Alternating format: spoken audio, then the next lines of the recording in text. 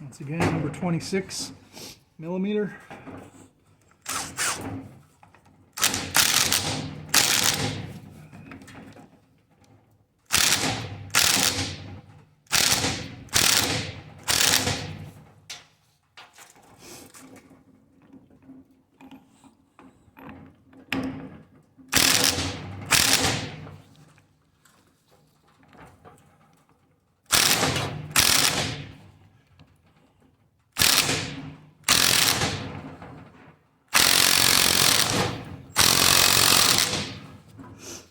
That's about it.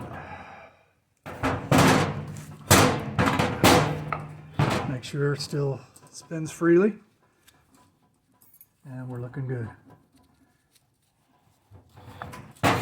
Now, I'll put the bearings back on, but before we do that, we take a little bit of sandpaper. We'll scruff these up a little bit, so these will go in a lot easier than they came out, because these were pressed out. So, and there's not hardly any grease in here. So we're going to put a little bit of grease in here, a little bit of wheel bearing grease. That's all you really need. And we'll put them on there. Get this set up. Don't forget your clips going on the inside. And then we're ready to install underneath. We're ready for reassembly. These are the bearings right here that I pressed out.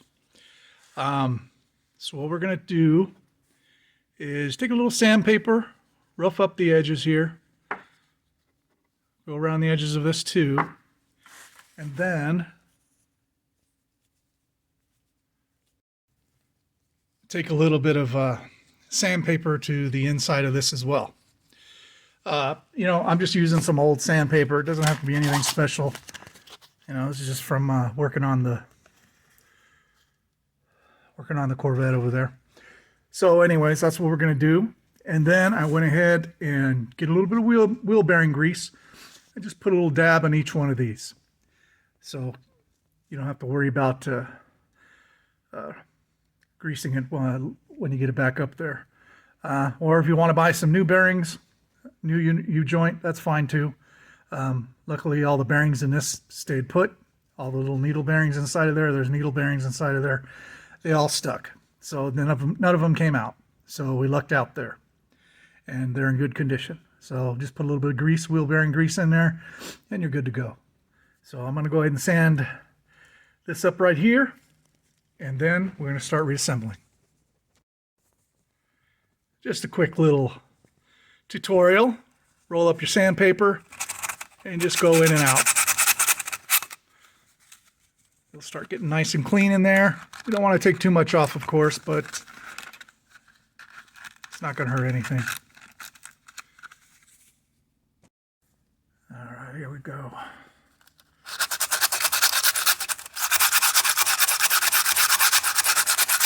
Just want to take all the grit and grime out of there, so when you put these back in, they'll just slide right in there. Okay. It's already going in nice and easy. And then maybe take a little bit of grease out of here and lube it up in there real good. You don't want to have to be banging anything back in, you know what I mean? You had to press it out, you know, and bang it out and everything else. You want to try to make it as smooth as possible, putting it back together. Okay, before we reassemble this, on a quick note, when you see me impacting this on earlier, I forgot the lock washer. So it was taken back out and retorqued. And there you have it. So it sticks out a little farther now.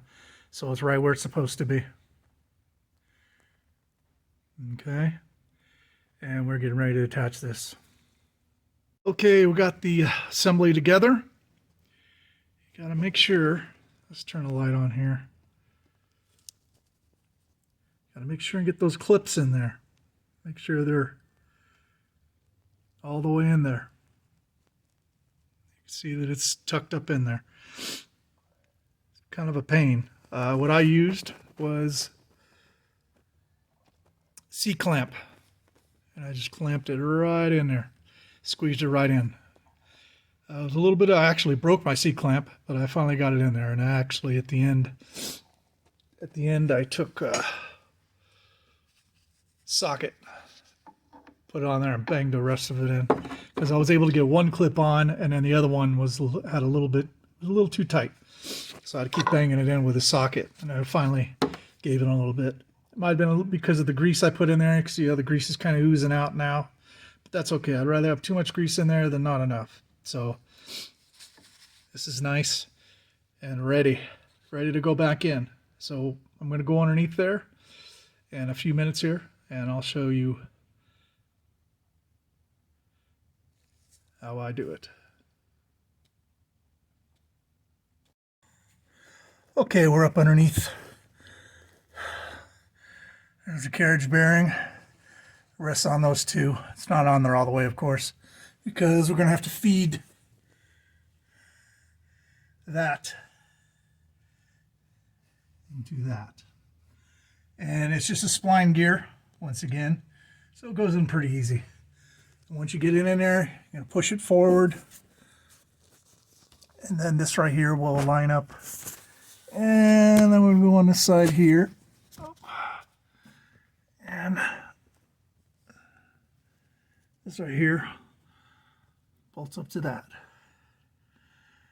Some people mark it when they take it off, thinking it might be out of balance, but it really doesn't matter. But if you don't trust my word, then just mark it before you take it off, and then you'll put it back at the exact same spot. But to me, it doesn't matter. So anyways, there's 4 14 bolts and nuts that go on that.